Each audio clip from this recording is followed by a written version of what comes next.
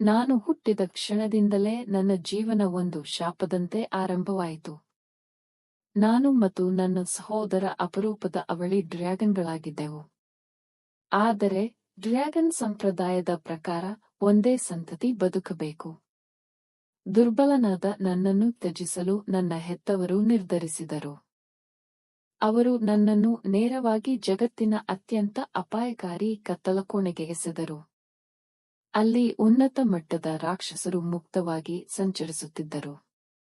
ನನ್ನ ಶಕ್ತಿ ಶೂನ್ಯಕ್ಕೆ ಸಮಾನವಾಗಿತ್ತು. ಬದುಕುಳಿಯುವುದೇ ಅಸಾಧ್ಯವೆನಿಸಿತು. ಕೆಲವು ದಿನಗಳ ಕಾಲ ನಾನು ಹಸಿವು ಮತ್ತು ಬಾಯಾರಿಕೆಯಿಂದ ಅಲೆದಾಡಿದೆ.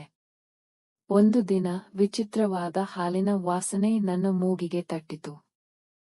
ಅಪಾಯವನ್ನು ಲೆಕ್ಕಿಸದೆ ನಾನು ಆ ವಾಸನೆಯನ್ನು ಹಿಂಬಾಲಿಸಿದೆ. ಕೊನೆಗೆ ಒಂದು ದೊಡ್ಡ ಗುಹೆಗೆ ತಲುಪಿದೆ. ಅಲ್ಲಿ ಸುಮಾರು 20 ಮೀಟರ್ ಉದ್ದದ ಭೂಮಿಯ ಡ್ರ್ಯಾಗನ್ ಮಲಗಿತ್ತು. ಅದರ ಸುತ್ತ 4 ಪುಟ್ಟ ಡ್ರ್ಯಾಗನ್ ಮರಿಗಳು ಹಾಲು ಕುಡಿಯುತ್ತಿದ್ದರು. ನಾನು ಭಯಗೊಂಡಿದ್ದರೂ ಹಸಿವು ನನ್ನನ್ನು ಮುಂದೆ ತಳ್ಳಿತು. ಯಾರಿಗೂ ಗೊತ್ತಾಗದಂತೆ ನಿಧಾನವಾಗಿ ಹತ್ತಿರ ಹೋಗಿ ನಾನು ಕೂಡ ಹಾಲು ಕುಡಿಯಲು ಆರಂಭಿಸಿದೆ.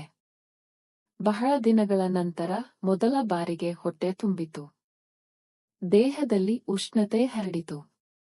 ನಿಧಾನವಾಗಿ ನಿದ್ರೆಗೆ ಜಾರಿದೆ. ಹಠಾತ್ ತೀಕ್ಷ್ಣವಾದ ನೋವಿನಿಂದ ಎಚ್ಚರವಾಯಿತು. ನನ್ನ ಮುಂದೆ ಆ ಭೂಮಿಯ ಡ್ರ್ಯಾಗನ್ನ ಬೃಹತ್ ಕಣ್ಣು ಕಾಣಿಸಿತು. ಈಗ ನಾನು ಸಾಯುವೆ ಎಂದುಕೊಂಡೆ. ಆದರೆ ಅಚ್ಚರಿಯಾಗಿ ಅದು ನನ್ನನ್ನು ಕೊಲ್ಲಲಿಲ್ಲ. ಸ್ವಲ್ಪ ಹೊತ್ತು ನನ್ನನ್ನು ನೋಡಿದ ನಂತರ ತನ್ನ ಮರಿಗಳ ಮಧ್ಯೆ ನನ್ನನ್ನು ಕೂಡ ಇಟ್ಟಿತು. ನಾನು ಅಚ್ಚರಿಯಿಂದ ನಿಶ್ಚಲವಾಗಿದ್ದೆ. ಆ 4 ಮರಿಗಳು ನನ್ನನ್ನು ತಮ್ಮ ಸಹೋದರನಂತೆ ಸ್ವಾಗತಿಸಿದವು. ಮೊದಲಿಗೆ ಅವು ನನ್ನ ವಿಚಿತ್ರ ರೂಪವನ್ನು ನೋಡಿ ನಗುತ್ತಿದ್ದವು. ಆದರೆ ಬೇಗನೆ ನಾವು ಸ್ನೇಹಿತರಾದೆವು. ಆಶ್ಚರ್ಯಕರವಾಗಿ ನಾನು ಅವರ ಭಾಷೆಯನ್ನು ಅರ್ಥ ಮಾಡಿಕೊಳ್ಳಲು ಆರಂಭಿಸಿದೆ. ಅವರು ಮಾತನಾಡುವುದನ್ನು ಕೇಳಿ ನಾನು ಕೂಡ ಪ್ರತಿಕ್ರಿಯಿಸಬಲ್ಲೆ ಎಂದು ತಿಳಿಯಿತು. ಮುಂದಿನ ಕೆಲವು ದಿನಗಳು ನನ್ನ ಜೀವನದ ಅತ್ಯಂತ ಸಂತೋಷದ ದಿನಗಳಾಗಿದ್ದವು. ಆ 4 ಡ್ರ್ಯಾಗನ್ ಮರಿಗಳು ಯಾವಾಗಲೂ ನನ್ನ ಜೊತೆಗೆ ಇರುತ್ತಿದ್ದವು. ನಾನು ದುರ್ಬಲನಾಗಿದ್ದರೂ ಅವರು ನನ್ನನ್ನು ರಕ್ಷಿಸುತ್ತಿದ್ದರು. ಆದರೆ ಅವರಿಗೆ ತಿಳಿಯದೆ ನನ್ನ ಶಕ್ತಿ ವೇಗವಾಗಿ ಹೆಚ್ಚುತ್ತಿತ್ತು. ನಾನು 9ನೇ ಹಂತ ತಲುಪಿದ್ದೆ. ಅವರು ಇನ್ನೂ 4ನೇ ಹಂತದಲ್ಲೇ ಇದ್ದರು. ಆದರೂ ನಾನು ಅವರನ್ನು ನನ್ನ ನಿಜವಾದ ಕುಟುಂಬವೆಂದು ಭಾವಿಸಲು ಆರಂಭಿಸಿದೆ. ನನ್ನನ್ನು ತ್ಯಜಿಸಿದ ಡ್ರ್ಯಾಗನ್ ಪೋಷಕರಿಗಿಂತ ಈ ಭೂಮಿಯ ಡ್ರ್ಯಾಗನ್ ಕುಟುಂಬ ಅನೇಕ ಪಟ್ಟು ಉತ್ತಮವಾಗಿತ್ತು.